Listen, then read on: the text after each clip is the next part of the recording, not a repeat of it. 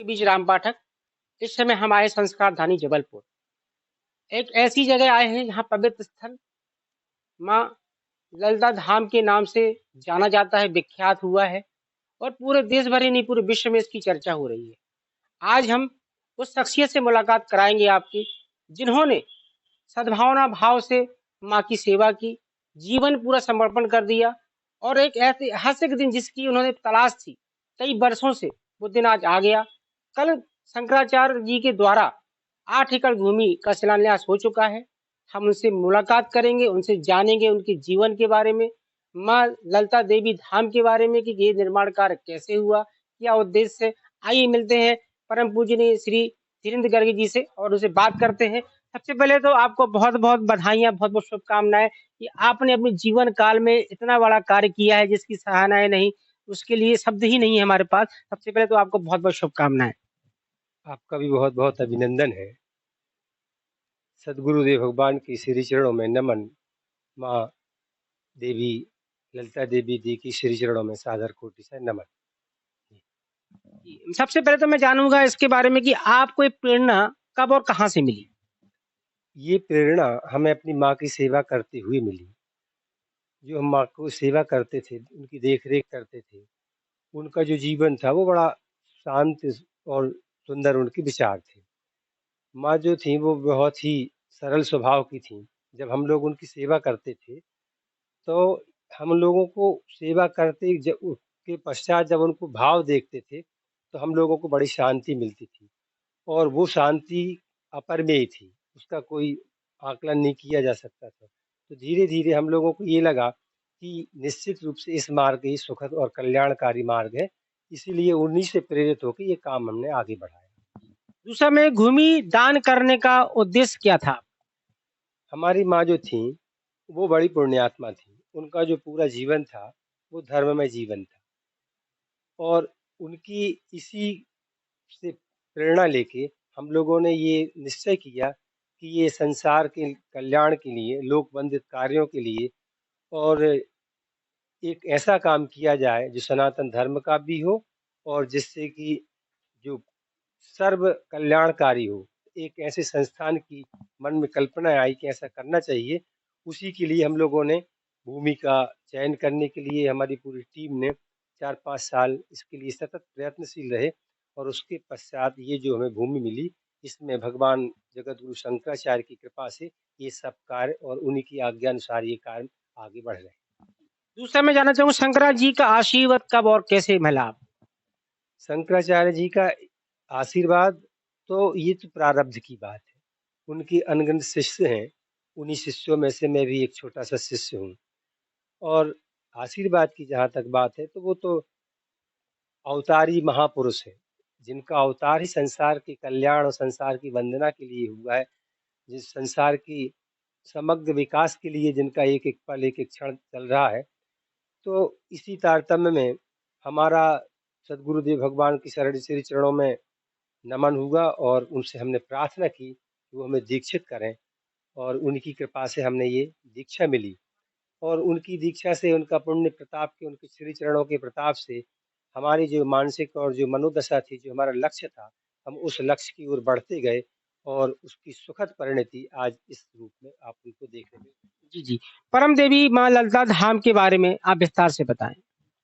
परमहंस मां ललिता देवी धाम जो निर्माणाधीन है, वो जगत गुरु शंकराचार्य भगवान और मुक्तेश्वरानंद सरस्वती जी महाराज के ही आदेशानुसार संचालित हो रहा है और उन्हीं के आदेशानुसार, उनकी आज्ञानुसार, उनकी मनसानुसार वो धीरे धीरे आगे बढ़ रहा है।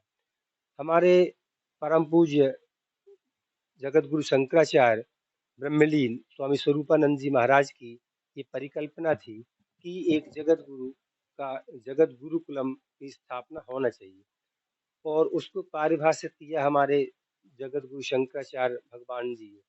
तो इनका 1008 बच्चों का जो प्रथम चरण में गुरुकुलम की स्थापना हो रही है, वो परमहंस ललिता धाम में प्रस्तावित है। इस आश्रम में बच्चों को उत्तम गुणवत्ता युक्त शिक्षा, दीक्षा, उनका उनको संस्कारित किया जाएगा और सनातन धर्म जो के आधारित जो मूल्य है, जो मूल्य निर्धारण की जो प्राचीन परंपरा थी, जो वर्तमान में विलुप्त हो रही है, उसी की पुनर्स्थापना के लिए और संसार के कल्याण के लिए हमारे परम प्रिय सदगुरुदेव भगवान इस कार्य को आगे बढ़ा रहे हैं।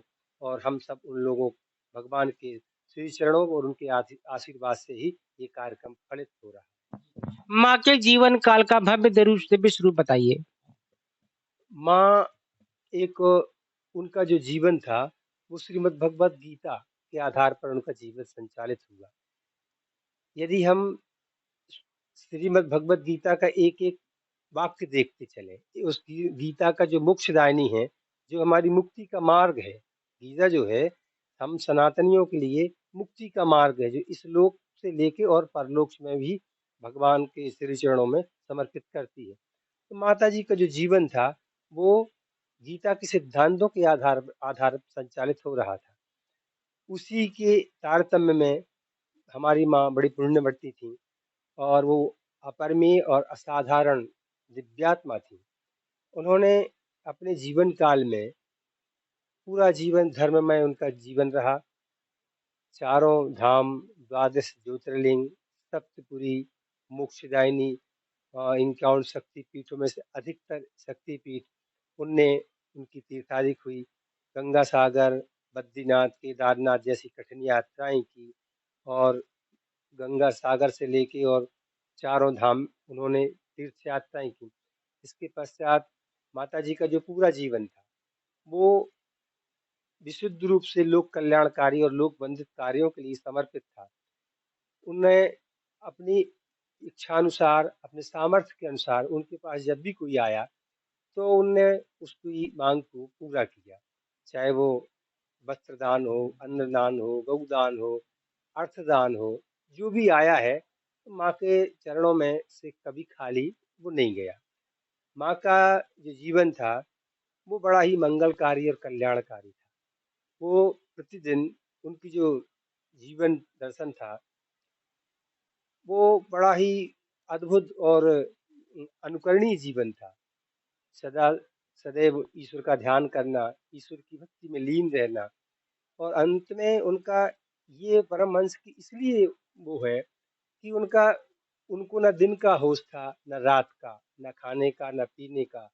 उनको केवल भगवान का ध्यान रहता था। यहाँ तक कि जैसे रात है, तो रात में भी वो भगवान की ही भजन करती थी। जब अपन लाइट बंद करके सो जाते हैं, तब भी जैसे रात में पता चला कि 2 बजे हैं और वो भगवान का नाम करने लगी। 4 बजे हैं, भगवान का नाम लेती थी। दिन में, रात में, सोते, उठते, बैठते, वो ईश्वर के अलावा कोई काम उनका था ही नहीं। तो उनकी ये है, उनकी मंगल यात्रा में उन्होंने अपने जीवन काल में सतचंडी महायज्ञ करवाया। सतचंडी महायज्ञ श्री राम दरबार की भव्य और दिव्य स्थापना करवाई और उसमें उनने श्री राम महायज्ञ करवाया। श्रावण मास में प्रति श्रावण मास में वो मुख्य यजमान के रूप में भाग लेती थी, जिसमें महारुद्राभिषेक प्रतिदिन, महारुद्राभिषेक और ऐसे जो धार्मिक काम होते थे उसमें वो बड़ी संलिप्त और लिप्तता से वो काम करती थी। तो ये सब उनका दिव्य जीवन है और परोपकारमय उनका जीवन था। इन सब के हम लोगों को हमको और हमें श्रीमती जी को इस सौभाग्य मिला कि हमने अपने जीवन की एक एक सांस माँ के चरणों में समर्पित की। बिना अवकाश के 24 घंटे हम लोग उनकी सेवा में लगे रहते थे और इसका प्रभाव ये हुआ उनकी दिव्यता से, उनकी भव्यता से और उनके श्री चरणों में समर्पण से हम लोगों का भी जीवन सुधरता गया और एक मोक्षदायिनी लक्ष्य की ओर हम लोग आगे बढ़ रहे हैं। जैसा कि आपने बताया कि आप दोनों लोग मतलब सर्विस में हैं और इस रूप में भी हमारी भाभी जी हमारे साथ हैं, श्रीमती ममता गर्ग जी। तो उनसे हम जानना चाहेंगे कि आपने माँ की सेवा और का जो दिनचर्या थी और जो उनका दिव्य दर्शन था वो आपको कैसे स्वरूप में मिला और आपने कैसे उनको जो है उनकी सेवा भाव की। जी, आपका बहुत-बहुत अभिनंदन है। जैसा कि आप कह रहे हैं कि सेवा की प्रेरणा मुझे कहाँ से मिली, तो प्रेरणा तो ऐसा है कि बचपन से ही ऐसे संस्कार दिए गए हैं कि बुजुर्गों की सेवा करना अपना धर्म है।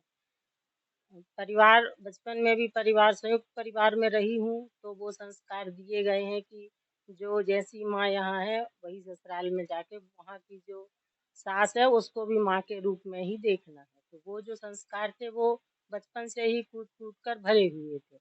जब यहाँ पे आई उनको देखा तो वो भी बहुत सरल थीं, कभी ऐसा लगा नहीं उनको देख के कि ये सास हैं। जैसा कि होता है कि सास के नाम से ये बहू को एक परिवार में नई बहू को भय लगता है कि अरे ससुराल में जा रहे हैं तो सास कैसी होगी। तो ऐसा कुछ नहीं था, बहुत पुण्यात्मा थीं।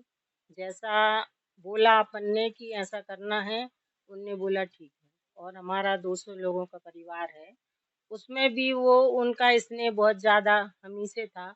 तो ये तो दोनों तरफ से है कि जैसा अपन सामने वाले के साथ करेंगे तो अपने को भी उतना स्नेह मिलेगा। तो उनका क्या है पहले तो सब करती थी जैसे-जैसे बुजुर्ग हुई तो उनके सब काम खुद ही को करना। जब मैं उनको खाना खिलाती थी, तो वो मुझे बहुत ऐसे सर्विस में हूँ, तो मुझे दोनों जगह का मैनेज करना होता था। तो जब मैं उनको खाना खिलाती थी, तो वो मुझे ऐसे शांत भाव से देखती रहती थी। ऐसे लगता था कि वो मुझे कुछ कहना चाह रही हैं। तो मैं उनको पूछती थी कि कुछ कहना है मुझे?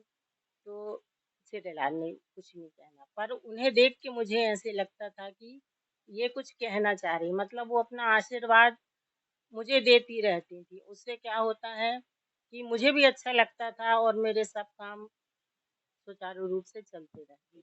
कुछ ऐसी यादें जो जिनको लेकर के आपके मन में हमेशा वो कमी महसूस होती रहती हो? जैसे कमी की जो आप बात कर रहे हैं कि जब मैं कुछ काम कर रही हूँ अंदर तो वो मुझे मेरे नाम से ही बुलाती रहती थी। उन्होंने मुझे आवाज़ दी ममता, मैं तुरंत आके पूछती थी क्या है? कुछ नहीं ऐसे ही बुला रही थी या नहीं बुला रही थी। फिर मैं बोलती थी अब भी आपने मेरा नाम लिया ना। तो इतना लगाव हो गया था उनको कि वो मुझे मतलब दिन भर जैसे कोई भगवान को याद करता उस तरह से वो मुझे याद करती थी। तो इतना एक लगाव हो गया था कि अगर कहीं नहीं दिखे तो मुझे अरे अम्मा कहाँ गई?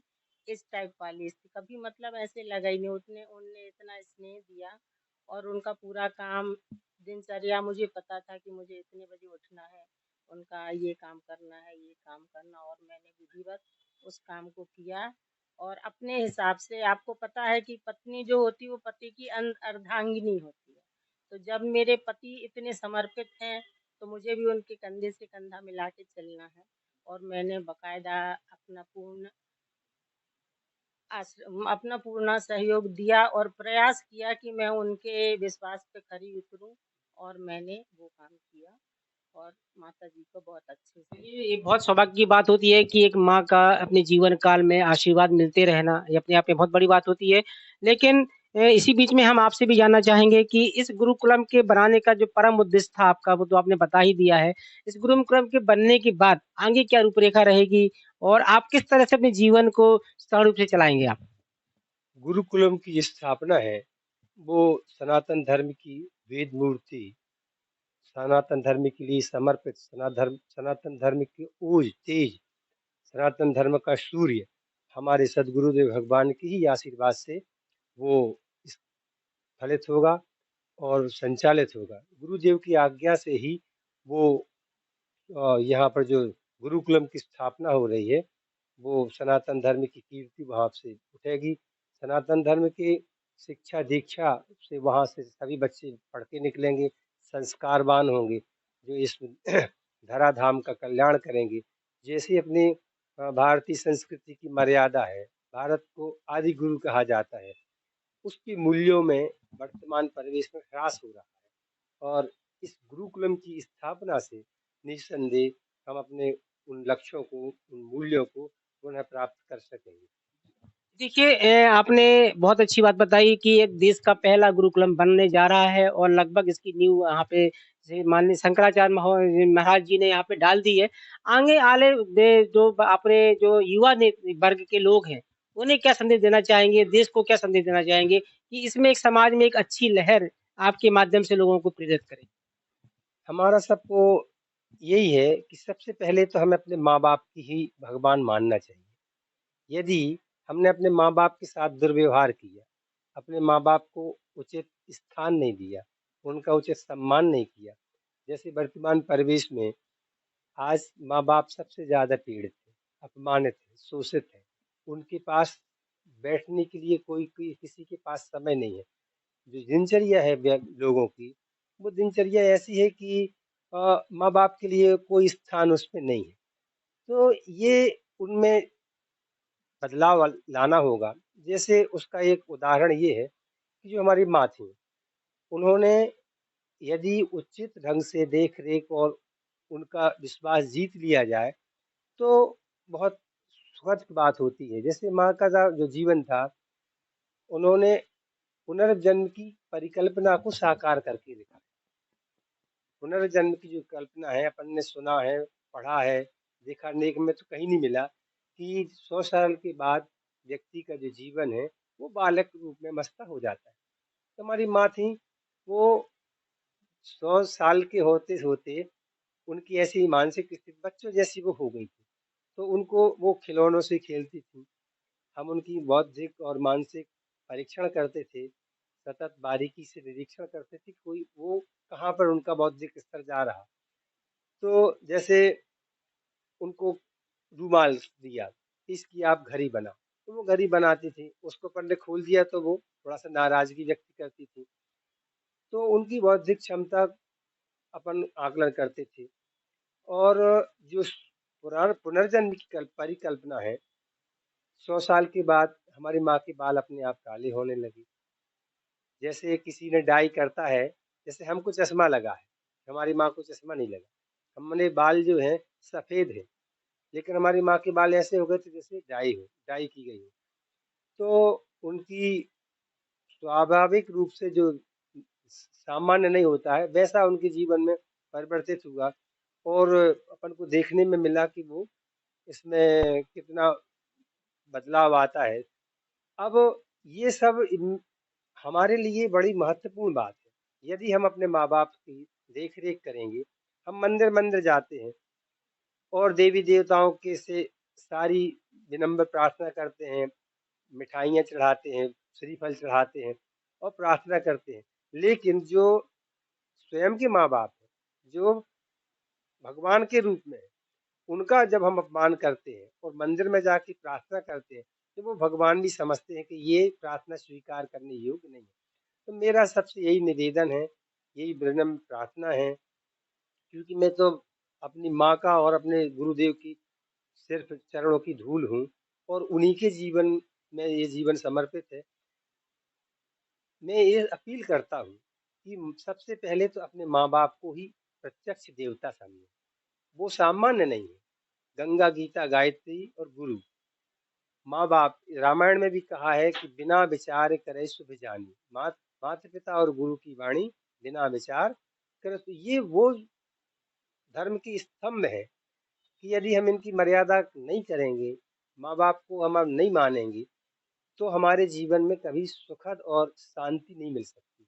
यदि हमें सुख शांति पूर्वक जीवन जीना है, हमें अपने जीवन को कल्याण करना है, ये जो मानव शरीर है, ये बड़ी अनंत जन्मों के पुण्यों के फलस्वरूप ये हमें प्राप्त होता है। हमें हमारे सदगुरुदेव भगवान का ये हम लोगों को संदेश है, भक्तों को, कि इस जीवन में ऐसा कुछ किया जाए कि पुनर्जन्म हो ही ना। यदि हम इस जन्म में ऐसे कर्म करेंगे, सत्कर्म करेंगे, तो पुनः देवत्व को प्राप्त कर सकते हैं। इसलिए सभी का ये नैतिक और सामाजिक और आध्यात्मिक, आप उसको जो भी शब्द से तौलें, ये प्रथम कर्तव्य बनता है और समर्पित भाव से, भक्ति भाव से, कि हमें हमारे माँ बाप ही हमारी सबसे बड़ी प्रेरणा स्रोत हैं, वो ही हमारे भगवान हैं।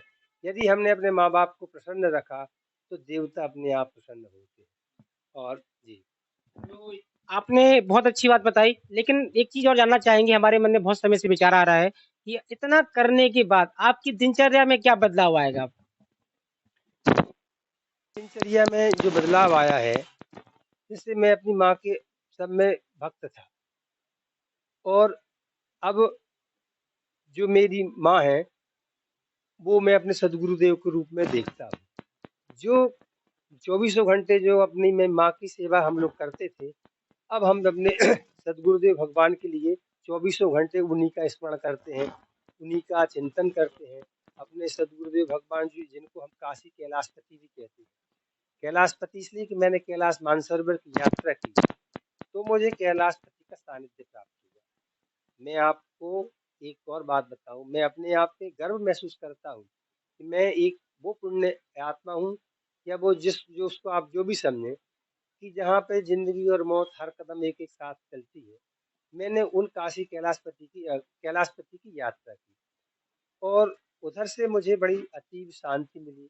कैलाशपति के श्री चरणों में मैंने अपना सारा जीवन का सब कुछ त्याग दिया था, और उनसे प्रार्थना की कि मुझे लौकिक एक परम संत और दिव्य आत्मा, दिव्य विभूति से हम लोगों को दीक्षित कराने की कृपा करें।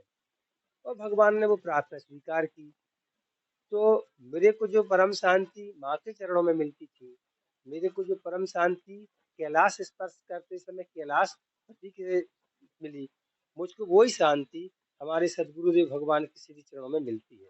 मैं अपने आप को परम सौभाग्यशाली मानता हूँ, और अ, इसके लिए मेरे पास कोई शब्द नहीं है। हमारे जो सदगुरुदेव हैं, वो परम धर्मावतार हैं। उन्होंने धर्म की स्थापना के लिए अपनी एक एक श्वास समर्पित कर दी। तो मैं गर्वित हूँ कि अपने सदगुरुदेव भगवान के बताए हुए मार्ग पर चलने का प्रयास करता हूँ, और मेरे जीवन का ये प्रण है, लक्ष्य है कि सदगुरुदेव भगवान की आज्ञा जो होगी, मैं उस पर विचार भी नहीं करता, क्या सही है, क्या करना चाहिए, क्या नहीं। जो भगवान, एक तो वो परम अवतार हैं, उनके मुख से जो भी वाणी निकलती है वो ब्रह्म वाणी होती है। इसलिए हम लोगों का अब आगे का जो आपने प्रश्न किया, तो हमारा आगे का लक्ष्य ये है कि विनम्र भाव से, समर्पण भाव से, भक्ति भाव से हमने अपने को माँ के जैसे अपने सदगुरुदेव भगवान के श्री चरणों में समर्पित कर दिया है। और यही हमारा प्रारब्ध है, यही हमारा मोक्ष का मार्ग है। और जब सदगुरु भगवान की शरण में जो चला जाता है, और हमारे गुरु तो परम अवतार है, भगवान शंकर के परम अवतारी हैं, और उसका प्रमाणीकरण ये भी है कि भगवान शंकर ने के ही आशीर्वाद से मेरे को इनको दीक्षित होने का, मुझे बार बार ये एहसास होता था कि ये ही तुम्हारी गुरु है, ये ही तुम्हारे गुरु है। और अंतर्गतता मैंने भगवान का शरण जब से ली है, तब से परम शांति है। और ये जीवन का एक एक कण, एक एक क्षण भगवान गुरुदेव के श्री चरणों में ही समर्पित है। करने के लिए तो आप थे जबलपुर से श्रीमती ममता धीरेन्द्र गर्ग, जिन्होंने एक ऐतिहासिक कदम उठाकर अपने क्षेत्र का ही नहीं अपने देश का नाम रोशन किया है, और गुरुकुलम के लिए एक जो है 8 एकड़ जमीन को दान देकर शिलान्यास कराकर शंकराचार्य महाराज को बुलाकर वहां पर स्थापना के लिए जो प्रेरित कर दिया है। आने वाले समय में यह स्थल एक अपने आप में बड़ा ही सराहनीय कदम है। मैं राम पाठक आपके बीच में जबलपुर से एमबीसी न्यूज की ओर से धन्यवाद।